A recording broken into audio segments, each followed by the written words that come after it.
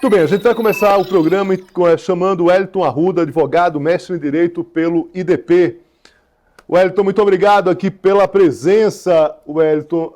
Wellington, a gente tem uma apuração agora aqui no SBT News, mostrando o ex-presidente Jair Bolsonaro já disse que quer ir após o Trump, vai insistir com esse pedido ali, né? Mas o que acontece? Ele agora vai anexar esse novo pedido a carta oficial ali do governo dos Estados Unidos, do pessoal do Trump, para essa posse, ou seja, teria ali algo mais, vamos dizer assim, oficial, né? Uma representação do próprio Brasil, pelo menos é isso que se espera. Além disso, Wellington, a gente também conversar contigo um pouco sobre essa pressão, essa vitória do Trump acabou energizando ali os aliados que pensam que podem derrubar, né, essa decisão do Bolsonaro não concorrer em 2026. Muito obrigado pela presença. Vamos começar primeiro pela questão do passaporte. Alexandre de Moraes já negou para Bolsonaro 3 vezes a devolução desse passaporte. Esse pedido oficial, vindo do governo dos Estados Unidos e anexado ali aos autos, pode facilitar um pouco a vida de Bolsonaro ou não? Muito obrigado. Cavalcante, quero agradecer a oportunidade, a confiança. Uma boa tarde a você, uma boa tarde a todos que acompanham o SBT News. A pergunta ela é bastante relevante e coloca em xeque uma série de questões que a gente precisa olhar com olhos de lince. O Brasil é um país soberano. O Poder Judiciário brasileiro também detém uma soberania inquestionável. O Trump ser presidente dos Estados Unidos não altera, em tese, os fatos que ensejaram as negativas do ministro Alexandre de Moraes e de toda a turma que o acompanhou de forma unânime nas 3 decisões que decidiram por negar-lhe a liberação do passaporte. Não significa dizer que o Alexandre de Moraes e a turma negarão novamente, porque óbvio que está diante de um pedido formal do governo norte-americano. Mas do ponto de vista técnico, jurídico, em tese, não há nenhuma alteração nos fatos que justificasse uma alteração na decisão. As decisões que negaram sob a fundamentação de que o Bolsonaro poderia, em tese, fugir do país para deixar de responder os processos pelos quais ele responde.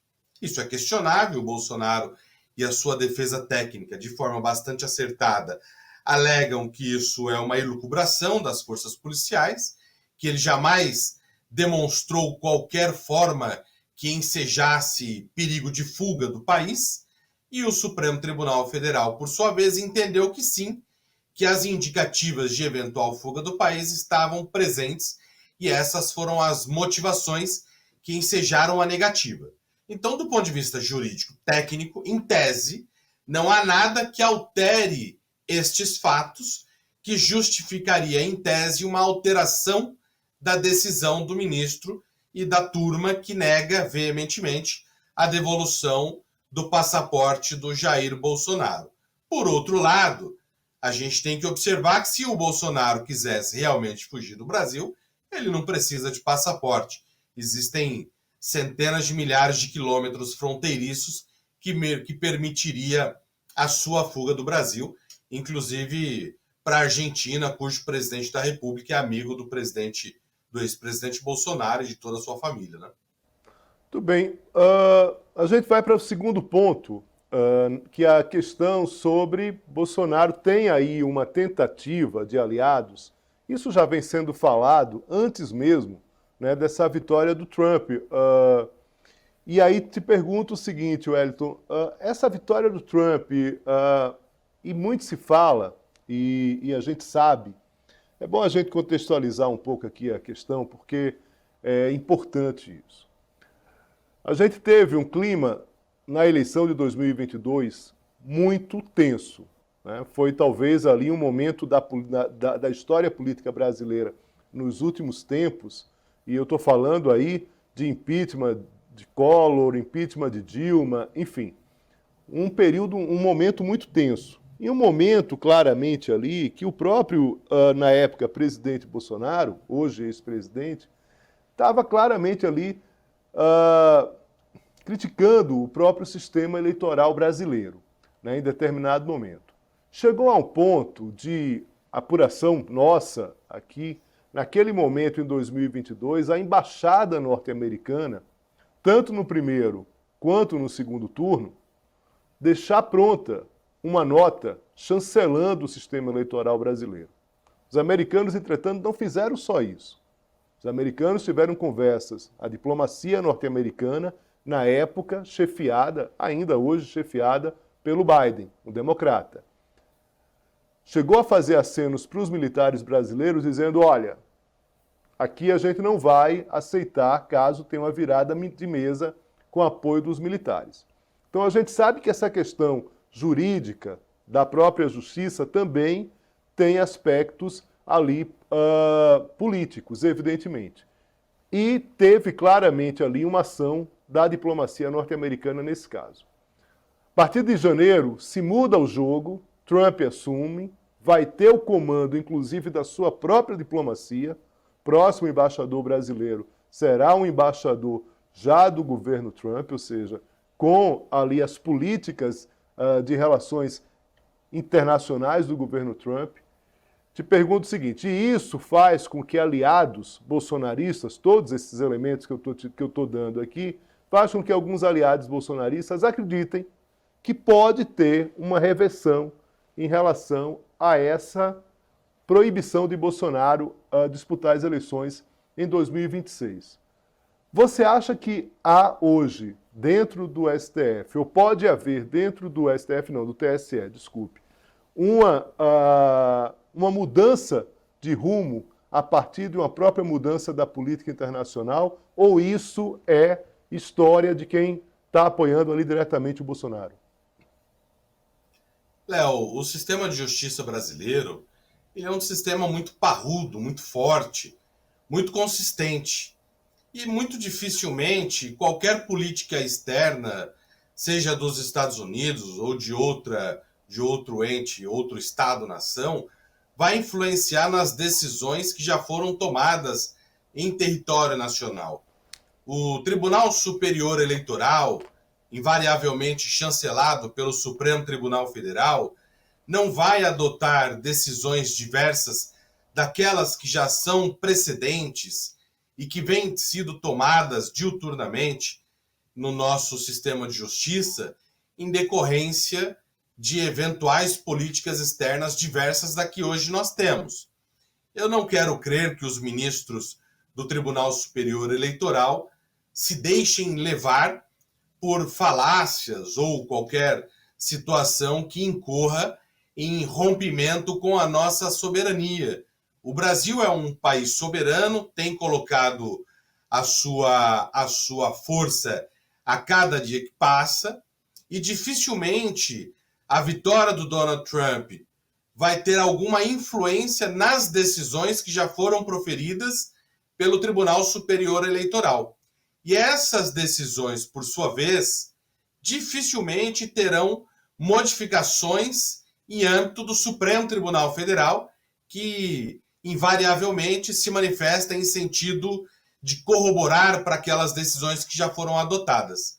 As hipóteses que sobram para o ex-presidente Bolsonaro, elas advêm do Congresso Nacional por meio de projetos de lei e da PEC, que hoje é conhecida como PEC da anistia. E parece que o caminho mais acertado para ele, caso ele busque isso, seja por meio do Congresso Nacional, que de alguma maneira o Partido Liberal, que é o partido ao qual ele pertence, e outras frentes parlamentares, tem de alguma forma alguma força, algum poder. No Tribunal Superior Eleitoral e no Supremo Tribunal Federal, eu ouso dizer que dificilmente haverá uma modificação na decisão que já foi tomada pela inelegibilidade. Muito bem, Wellington. Acho que você chega num bom ponto para a gente discutir todo esse processo. Porque a partir do Congresso, e é importante você falar disso, a gente sabe que essa energia a partir da vitória do Trump, acabou ali estimulando determinados deputados da direita e deputados mais ligados à ala bolsonarista. A gente vai ter, a partir de 25, muito claramente, Congresso com propostas conservadoras, ali uma pressão muito maior, por conta desse espelhamento, de certa forma, da direita brasileira com a direita norte-americana, se não com a direita global. E aí a gente volta aqui às suas considerações perguntando o seguinte: nessa alternativa de Congresso Nacional, de projetos no Congresso Nacional, até que ponto vai a ação livre do Congresso Nacional em relação a essa punição de Bolsonaro?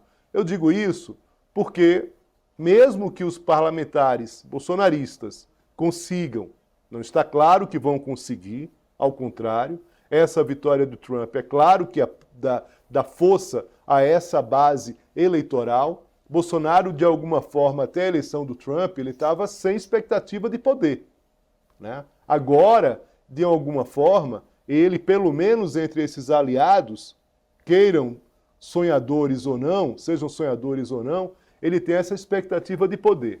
Mas, voltando à questão aqui inicial que você fala, e aí me remete à seguinte questão.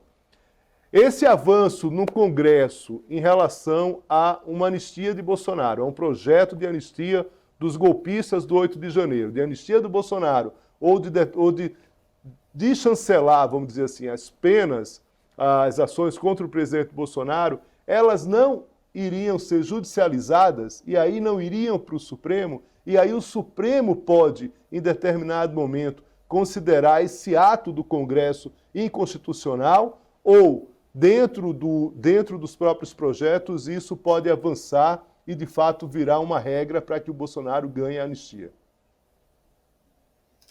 Léo, indiscutivelmente, a ideia de projeto de lei ou de emenda constitucional para discutir a anistia do ex-presidente Bolsonaro e de todas as pessoas que estavam participando do evento de 8 de janeiro, da tentativa de golpe de 8 de janeiro, toda essa discussão indiscutivelmente terminará, se ela avançar, no Supremo Tribunal Federal. Por quê? Porque se você aprova um projeto de lei ou uma emenda constitucional que anule tudo aquilo que já ocorreu, os fatos que foram entendidos pelo Supremo Tribunal Federal como fatos atentatórios à democracia do país, ao Estado Democrático de Direito, você coloca em xeque não só as decisões que foram proferidas pelo Supremo Tribunal Federal, no sentido de anistiar todas elas, como também as medidas cautelares que foram aplicadas para todas as pessoas que ainda estão sob investigação. Medidas cautelares de não poder frequentar determinados lugares, medidas cautelares de horários, de manifestações públicas, enfim. E, por outro lado, uma vez aprovado um projeto de lei ou uma emenda constitucional sobre esse tema, que é um tema difícil de lidar, com absoluta certeza os partidos de situação, Partido dos Trabalhadores, o PSOL e tantos outros, que defendem que não haja anistia, estes partidos com absoluta certeza levarão essa discussão para o Supremo Tribunal Federal.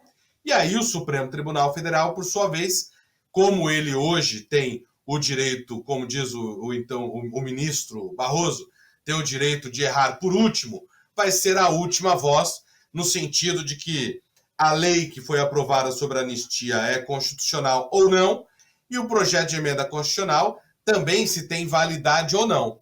Então, indiferente daquilo que for aprovado, se for um projeto de lei ou se for uma emenda constitucional, o final dele, se for adiante, certamente será o Supremo Tribunal Federal. A gente tem que lembrar, e aqui eu acho que é importante, para quem nos acompanha, que o presidente Lira encaminhou essa discussão toda para a criação de uma comissão especial na casa.